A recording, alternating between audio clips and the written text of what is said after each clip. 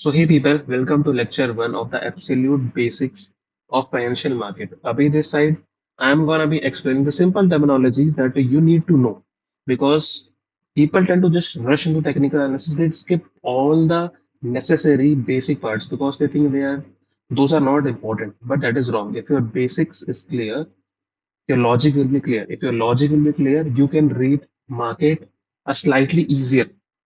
It will be slightly easier for you. Not very easy, but it will be slightly easier for you because you will know the absolute basics, absolute mechanism of how the market, how the financial market works.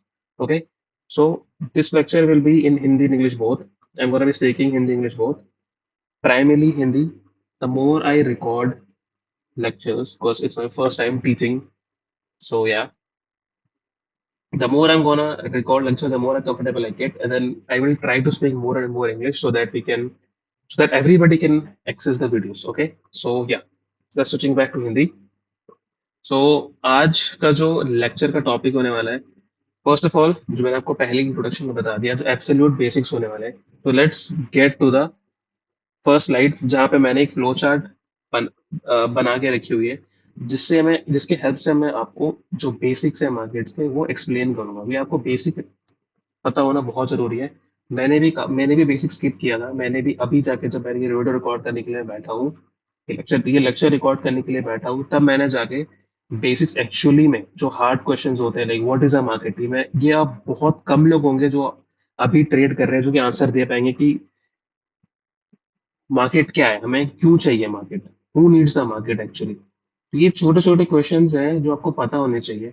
ये आपसे कोई direct आके पूछेगा नहीं, but अगर आपको इनके logics पता होंगे, इनके आंसर्स पता होंगे, तो आपको जो मार्केट रीड करने की एबिलिटी है ना, उसमें बहुत हेल्प मिलेगी कि एक्चुअली मार्केट में चल क्या रहा है। Okay, so first slide is this. So पहले मैं रीड करके बता देता हूँ, फिर मैं इसको एक्सप्लेन करूंगा। So first we have buyers and sellers, सबको पता है बायर्स एंड सेलर्स, ठीक है। And then there is subjective value, and then there is different value, and there is disagreement, and then negotiations, agreement, trade and price. Okay, so this is the flow chart. अभी कुछ समझ नहीं होगा, I'm gonna explain. So have you ever thought कि जो buyers sellers exist क्यों करते हैं? Why there are two types of buyers, like why there are buyers and sellers? So let me explain. Buyers and sellers market में इसलिए exist करते हैं क्योंकि लेट्स जस्ट से मुझे एक पेन सेल करनी है आपको। Okay, so according to me जो मेरे पास पेन है सेल करने के लिए, वो एक मेटेलिक पेन है यार। मेरे हिसाब से ये पेन 100 रुपीज की है, बट आपके हिसाब से, आपने जब वो पेन देखी, मैंने आपको बोला कि मैं जो मेटेलिक पेन है मैं आपको 100 रुपीज में सेल करूंगा। ये मेरी सब्जेक्टिव वैल्यू होगी। ये मैं अपना पेन जो मैं मेरे पास मेटेलिक पेन है वो मैं देख के बोल रहा हूँ कि इसको मैं 100 रुपीज में बेचूंगा। ये मेरी सब्जेक्टिव वैल्यू है। मैं वैल्यू सेट कर रहा हूँ अपने अपने अकॉर्डिंग टू।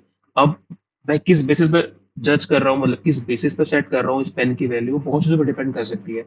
इसके स्टाइल पे डिपेंड कर सकती है। देखो बहुत सारे फैक्टर्स होते हैं जो सब्जेक्टिव वैल्यू को अफेक्ट करते हैं, ठीक है। तो हम बहुत बेसिक लेके चलने वाले हैं, एग्जाम्पल बहुत बेसिक रखने वाले हैं ताकि सबको समझ में आ जाए।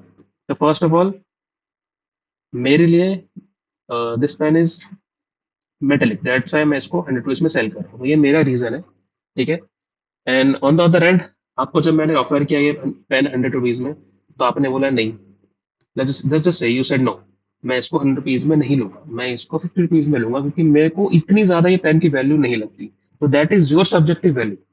अब आपको इस पेन में कुछ और दिखाओ जो मेरे को नहीं दिखा, जो आपको दिख रहा है, जो आपको ये बता रहा है कि नहीं यार ये पेन 100 रुपीज की वर्थ नहीं है, ये 50 रुपीज की वर्थ है, तो मैं क्यों पे करूँ 100 रुपीज, तो ठीक है। That is your subjective value. Subjective value vary करती है पर्सन टू पर्सन, ठीक है। And so that's why buyers and sellers exist करते हैं, क्योंकि सबका अपनी अपनी एक वैल्यू है। सब कोई भी प्रोडक्ट को, कोई भी चीज को अपनी तरफ से, अपनी वैल्यू से जज करते हैं, ठीक है। किसी के लिए ये पेन 100, ये मेरे लिए ये पेन मेरी 100 रुपीज की है, मैं इसको 100 रुपीज सेल करना चाहता हूँ। बट आपके लिए ये पेन देख के आपको लग रहा है कि नहीं, मैं इसके 100 रुपीज बिल्कुल पे नहीं करूंगा, मैं सिर्फ 50 रुपीज पे करूंगा। तो that is how buyers and sellers are there, ठीक है। हमारी सब्जेक्टिव वैल्यू के वजह से ऑब्जेक्ट को लेके वो जो सब्जेक्टिव वैल्यूज होती है उसी से बायर एंड सेलर्स होते हैं हमारे, ठीक है। तो अब आपकी वैल्यू, सब्जेक्टिव वैल्यू अलग है, मेरा सब्जेक्टिव अलग है। तो यहाँ पे डिफरेंट वैल्यूज हो गई। आपको 50 रुपीज में चाहिए, मैं 100 में 100 रुपीज में बेचना चाह रहा हूँ ये पेन, ठीक है। तो यहाँ पे आ गया डिफरेंट वैल्यू। ओके, यहाँ पे आ गया डिफरेंट वैल्यू। एंड देन अब यहाँ पे हम डिसएग्रीमेंट पे आ चुके हैं। मैं बोल रहा हूँ कि नहीं, मैं आपको ये पेन 100 रुपीज में सेल करूंगा, आप बोल रहे हो नहीं, वो मैं ये पेन 50 रुपीज में लूंगा, अगर आपको देना है तो आप दो, नहीं तो मेरे को नहीं चाहिए पेन। ठीक है, तो हम डिसएग्रीमेंट पे आ गए। मैं यहाँ पे बताना चाह रहा हूँ कि हाउ मार्केट एक्चुअली वर्क्स। ठीक है, ये मार्केट का बेसिक्स है, लाइक ऐसे मार्केट काम करता है, ऐसे प्राइस चेंज होता है। तो हम यहाँ पे डिसएग्रीमेंट पे आ गए। ठीक है, अब हम डिसएग्रीमेंट पे आ गए। आपको पेन चाहिए 50 रुपीज में, मैं सेल कर रहा हूँ 100 रुपीज में। अब यहाँ पे नेगोशिएशन हो गया हमारे बीच में, क्योंकि मुझे एक्चुअली पेन सेल करना है। ठीक है, तो आप 50 बोल रहे हो, मैं 100 बोल रहा हूँ, तो हमने डिसाइड किया हम एक मिडिल प्राइस पे आएंगे। मिडिल प्राइस जैसे 70 रुपीज मान लेते हैं हम यहाँ पे। ठीक है, तो मैंने बोला कि ठीक है, मैं आपको 100 रुपीज में अगर आप नहीं लोगे तो मैं आपको 70 रुपीज में ऑफर कर रहा हूँ, that is will be my last price. 70 से नीचे मैं 1 रुपये भी कम नहीं करूंगा। तो आपने बोला ठीक है, I will buy it for 70 rupees. Then हमारा डिसएग्रीमेंट हुआ, एंड देन हमने नेगोशिएट किया, then we reach to agreement. अब यहाँ पे एग्रीमेंट, जैसे सब्जेक्टिव वैल्यू को डिफरेंट फैक्टर्स अफेक्ट करते हैं, वैसे ही एग्रीमेंट को भी डिफरेंट फैक्टर्स अफेक्ट करते हैं। अब इसका मतलब क्या हुआ, जैसे कि मैंने आपको एक्सप्लेन किया था, सब्जेक्टिव वैल्यू में सबके लिए पेन की जो वैल्यू है, उनके नजरिए से वो अलग अलग होगी। किसी को वो पेन अच्छी दिख रही होगी तो वो रेडी होगा 100 रुपीज पे करने के लिए। किसी को वो सही नहीं दिख रही होगी, उसको कुछ और खराबी दिख रही होगी, तो वो 100 रुपीज रेडी नहीं होगा। तो वो वैल्यू को, सब जो सब्जेक्टिव वैल्यू है उससे बहुत चीजें अफेक्ट कर रही है। ठीक है, तो वैसे ही एग्रीमेंट भी होता है। अब मैं आपको एक और एग्जांपल से एक्सप्लेन करता हूँ। ठीक है, मैं आपको ये पेन 70 रुपीज में सेल कर रहा हूँ। ठीक है, आप इसको 70 रुपीज में बाय करने के लिए रेडी हो गए। आप क्यों रेडी हुए? क्योंकि इसके देखो, इसके पीछे बहुत सारे रीजन हो सकते हैं, but let just keep the example simple. मान लो अभी आपको पेन की बहुत इमरजेंसी, मतलब इमरजेंसी हो गई आपके पास, आपको पेन की नीड है। सो आपको पेन की नीड है अर्जेंट, तो आप एक्स्ट्रा पे करने के लिए रेडी हो। एक्स्ट्रा पे करने के लिए ऑफकोर्स आप 50 रुपीज पहले पे कर रहे थे, अब आप 50 से 70 रुपीज पे आ गए हो। अब मैंने प्राइस जरूर ड्रॉप किया है, बट आपने भी 50 70 रुपीज अपना जो इनिशियल वैल्यू था उसको बढ़ा लिया है। आप भी 70 रुपीज देने में इसको एग्री कर गए हो। तो मैं आपको ये समझाना चाह रहा हूँ, जो हमारी एग्रीमेंट हुई है इसको भी डिफरेंट फैक्टर्स अफेक्ट करते हैं। एंड आपके कंडीशन में अगर आप 50 रुपीज से 70 रुपीज आए हो, तो उसको आपकी जो अर्जेंसी है पेन चाहिए, जो आपको पेन चाहिए चाहने की जो आपकी अर्जेंसी है, वो उसको अफेक्ट कर रही है। ठीक है, तो आपकी जो अर्जेंसी की वजह से आपने 20 रुपीज अप कर लिया अपना बजट। ठीक है, और अब देखो, ये आपकी अर्जेंसी हो गई, आपको पेन चाहिए। अब मेरे साइड चलते हैं। अब मैं इस केस में सप्लायर हूँ कि मैं सेल कर रहा हूँ। ठीक है, I am the seller, I am the supplier. अब मेरे पास ये जो मेटेलिक पेन है, मेरे पास बहुत सारे स्टॉक में ऑलरेडी पड़ी हुई है। मुझे ये पेन सेल करनी है, क्योंकि मेरे पास, लेट्स से कि मेरे पास और भी स्टॉक आ रहा है, मेरे पास उस स्टॉक को स्टोर करने के लिए जगह नहीं है।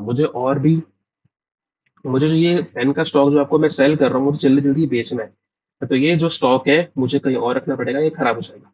ठीक है, तो ये हो गया, ये मेरी जो मैंने एग्रीमेंट प्राइस, जो मैं एग्रीमेंट पे आया हूँ प्राइस ड्रॉप करने के लिए, कि मेरी साइड से मेरे को ये स्टॉक निकालना है जो मैं आपको पेन सेल कर रहा हूँ, इसलिए मैंने प्राइस ड्रॉप किया।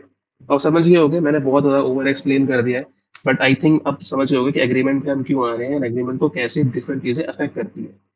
तो अब हमने एग्री कर गए कि मैं आपको 70 में पेन सेल करूंगा और 70 में बाय कर लोगे। ठीक है, that is clear. And then हमारे यहाँ पे एक्सचेंज हो गया, एक्सचेंज हो जाता है, then that is trade. Okay, सब अब यहाँ पे हम आ जाते हैं ट्रेड पे।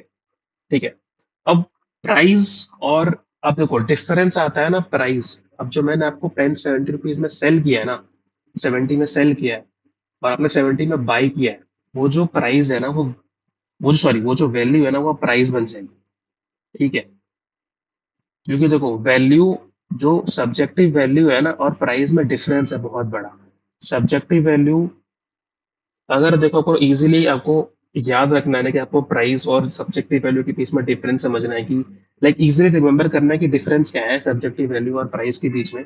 तो आप क्या कर सकते हो, सब्जेक्टिव वैल्यू जो होता है ना, वो एक्सचेंज होने से पहले, मतलब अगर कोई सामान एक्सचेंज होने से पहले जो वैल्यू हम जज करते हैं, गेस करते हैं ना, वो सब्जेक्टिव वैल्यू होती है। और जब हम ट्रेड कर देते हैं, जब हम एक्सचेंज कर लेते हैं सामान या कोई प्रोडक्ट, तो वो प्राइस बन जाता है। अब इस सिनेरियो में मैंने आपको पेन सेल कर दिया, आपने बाय कर लिया है, वो जो 70 रुपीज है वो प्राइस बन जाएगा। ठीक है, दैट्स हाउ मार्केट वर्क्स।